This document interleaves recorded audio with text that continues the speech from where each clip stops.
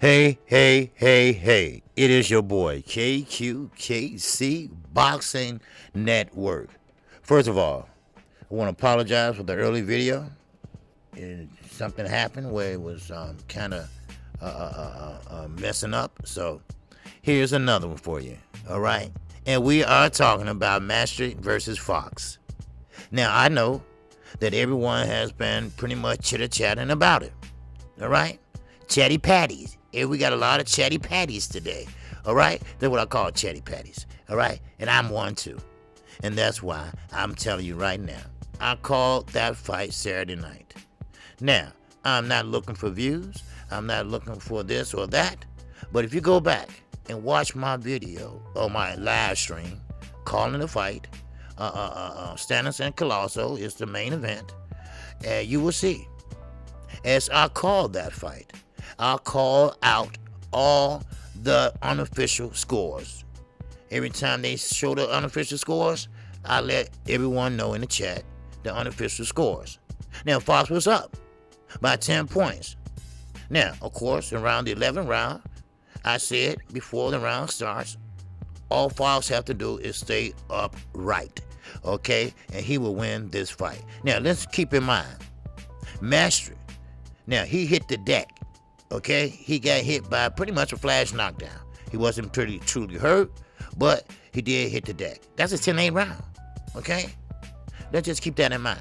Now, as I move the fuck on, all right? Now, we understand that Fox pretty much boxed a beautiful fight.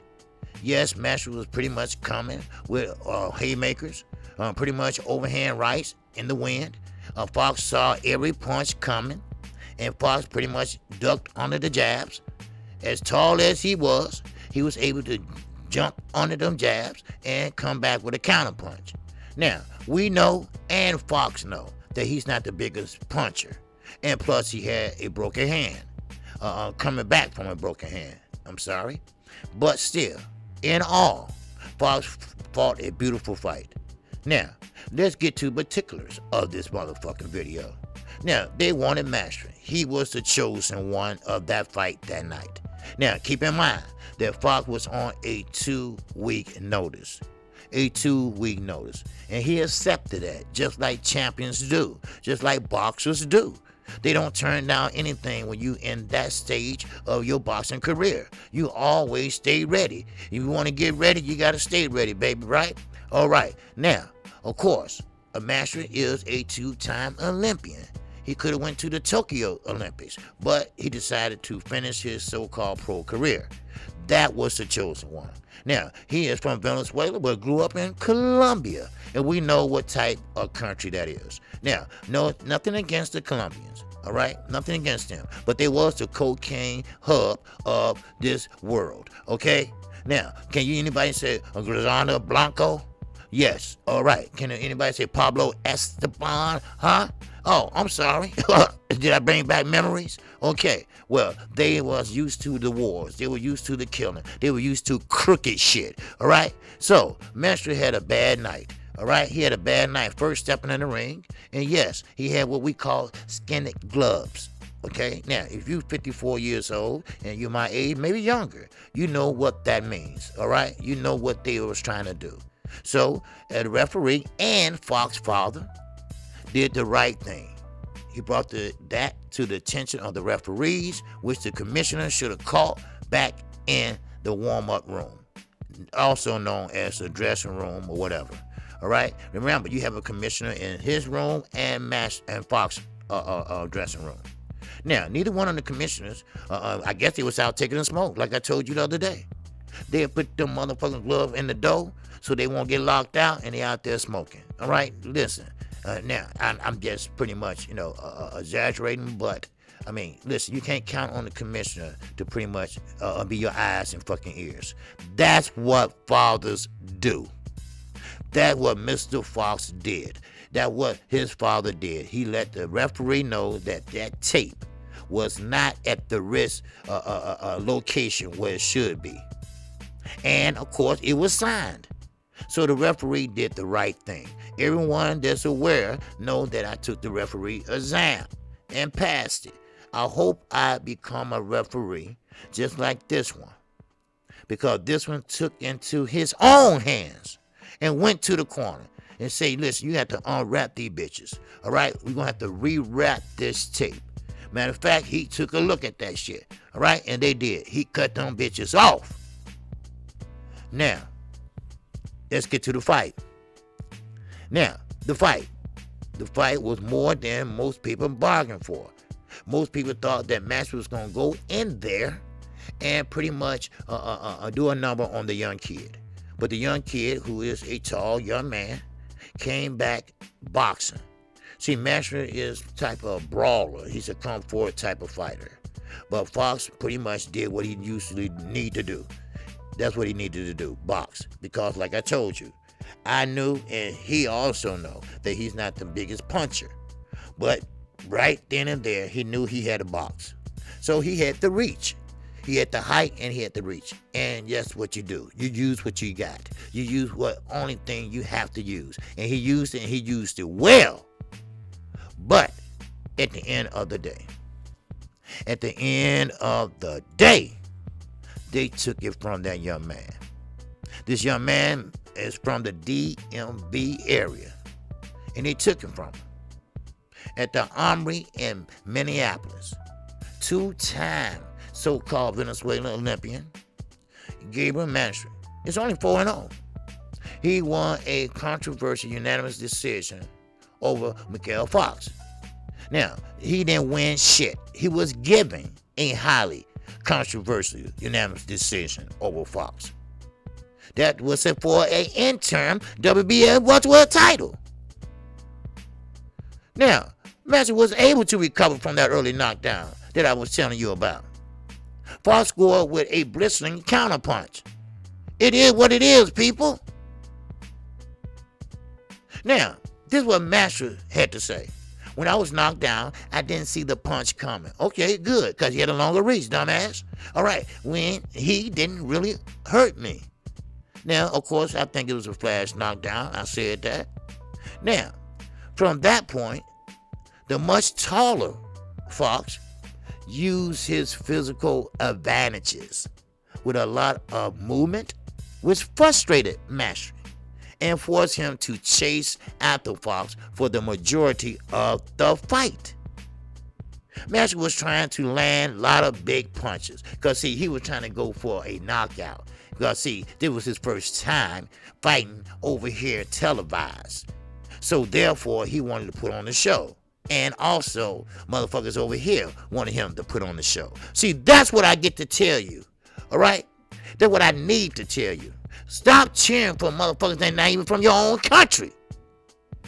There's no way that people like Tyson Fury, Anthony Joshua, you know, everybody, oh, rah, rah, hoo, hoo, ha, ha. No, cheer for your own.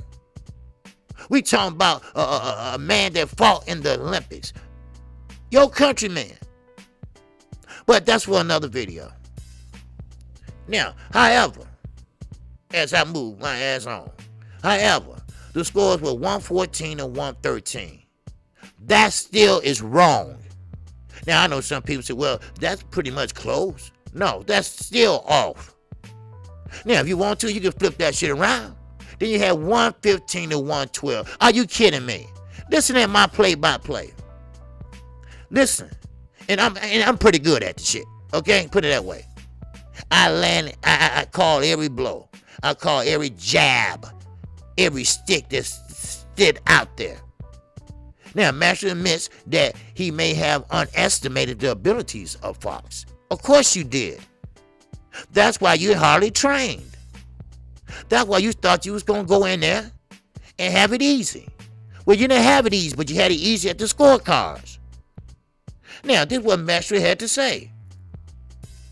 And pretty much in the winning that he won, that he shouldn't won, he said Fox fought very well.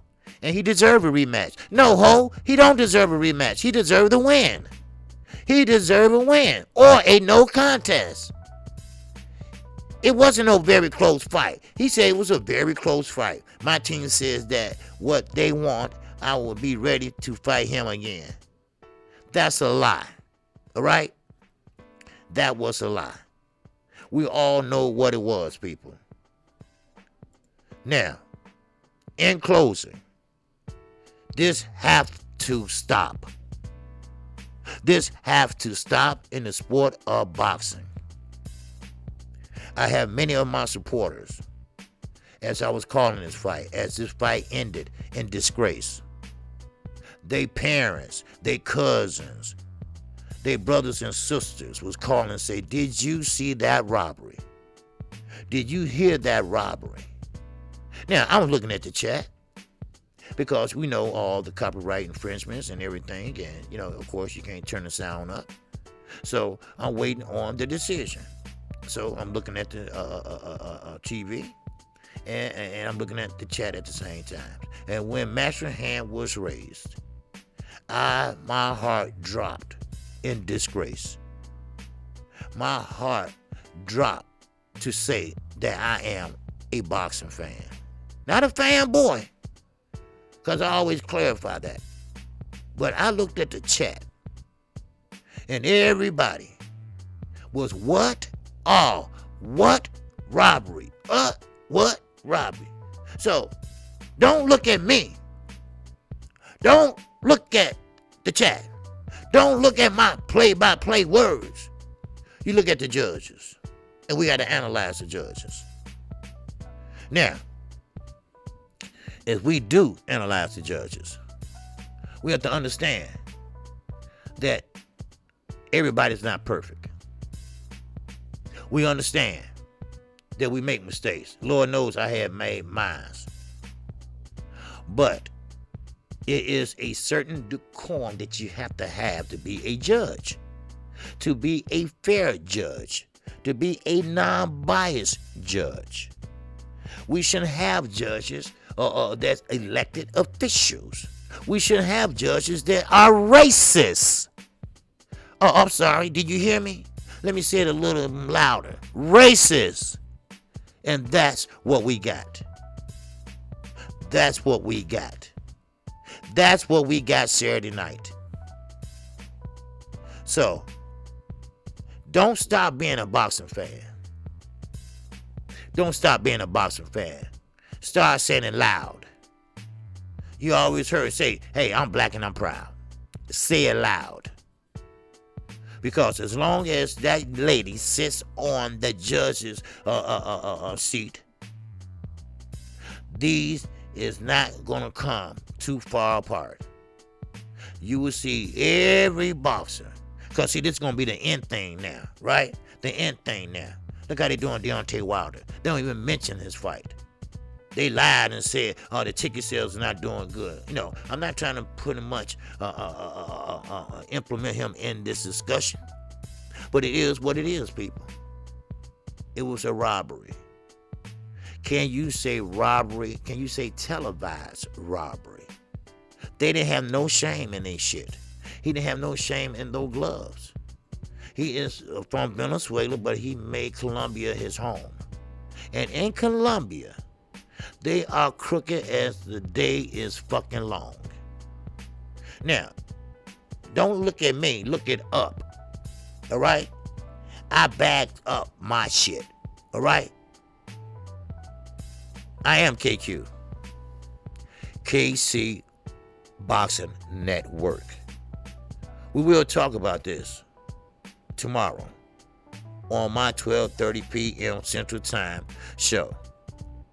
I come on Monday through Friday, 12:30 p.m. Central Time.